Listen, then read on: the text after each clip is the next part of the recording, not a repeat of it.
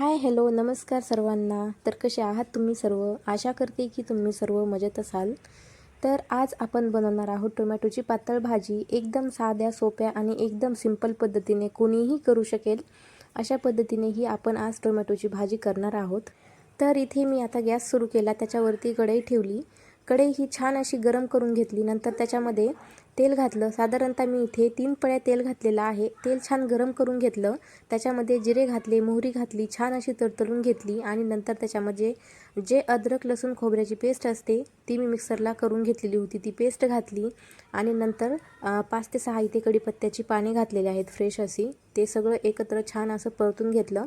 तर हे परतत असताना काय करायचं, एकदम कमी गॅस ठेवायचा जेणेकरून ते सर्व परतणार नाही. आणि आता याच्यामध्ये घालायचे आपल्याला आता कट करून घेतलेले टोमॅटो. तर मी इथे जे गावरानवाले टोमॅटो असतात ना गोल आकाराचे, तर मी इथे 3 टोमॅटो कट करून घेतलेले आहेत. तुम्ही त्या गावरानच्या ऐवजी ते वैशालीसुद्धा घेऊ शकता. तर एवढंच आहे की गावरान टोमॅटो थोडंसं आंबट लागतं आणि जे वैशाली टोमॅटो असतात ते थोडेसे गोड असतात. तर मी इथे टोमॅटो घातल्यानंतर त्याच्यामध्ये हळद पावडर घातली, चवीनुसार नमक घातलं आणि छान असं मिक्स करून घेतलं. तर इथे मी नमक आत्ता याच्यासाठी घातलं जेणेकरून टोमॅटो हा आपला खूप लवकर मऊ होतो त्याच्यामुळे. आणि नंतर त्याच्यामध्ये घातली मी 2 चमचे लाल मिरची पावडर. तर मी इथे फक्त लाल मिरची पावडरच घालणार आहे, दुसरे कुठलेही मसाले घालणार नाही. तर तुम्ही तुमच्या आवडीप्रमाणे दुसरे मसालेही घालू शकता, पण तुम्ही अशा पद्धतीने एकदा नुसती ट्राय तर करून बघा. खूपच छान लागते लाल मिरची पावडरची ही भाजी टोमॅटोची, खूप टेस्टी लागते.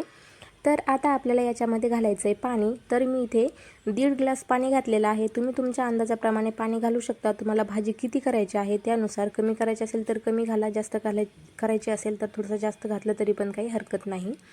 तर आता गॅस आपल्याला वाढवायचा आहे आणि वाढवायचा आहे म्हणजे फुलच करायचा आहे आणि फुल गॅसवरती आपल्याला खळखळून अशी एक उकळी येऊन द्यायची आहे. तर तुम्ही पाहू शकता एकदम छान अशा प्रकारे इथे उकळी आलेली आहे. आणि आता याच्यामध्ये आपल्याला उकळी आल्यानंतरच इथे आपल्याला शेंगदाण्याचा कूट घालायचा आहे. तर मी इथे बारीक असा शेंगदाण्याचा कूट घातलेला आहे. शेंगदाणे भाजून मिक्सरला मी इथे बारीक करून घेतलेले आहेत. आणि आता गॅस मीडियम करायचा आहे आणि मीडियम गॅसवरती आपल्याला ही भाजी 5 मिनिटे अशी शिजून घ्यायची आहे. नंतर काय करायचं, एकदम कमी गॅस करायचा आणि कमी गॅसवरती ही भाजी 5 ते 7 मिनिटासाठी परत आपल्याला ही शिजून घ्यायची आहे. तर तुम्ही पाहू शकता एकदम छान अशा प्रकारे तरी आलेली आहे. पण मला इथे ही भाजी आणखीसुद्धा पातळ वाटते आहे, त्याच्यामुळे मी परत हिला 5 ते 7 मिनिटासाठी एकदम लो गॅसवरती हिला मी शिजून घेणार आहे. तर तरी तर खूप छान आलेली आहे. तर तुम्ही आता फायनलला पाहू शकता एकदम छान अशा प्रकारे ही आपली टोमॅटोची भाजी रेडी झालेली आहे. तर ही भाजी तुम्ही भाकरीसोबत, पोळीसोबत किंवा भातासोबत सुद्धा खाऊ शकता. भातासोबत तर खूप छान लागते. तर तुम्हाला ह्या भाजीची रेसिपी कशी वाटली नक्कीच एकदा कमेंट करून सांगा. आणि जे कोणी आपल्या चॅनलवर नवीन असतील ते चॅनलला सबस्क्राईबसुद्धा करा. भेटूया नेक्स्ट व्हिडिओमध्ये. बाय.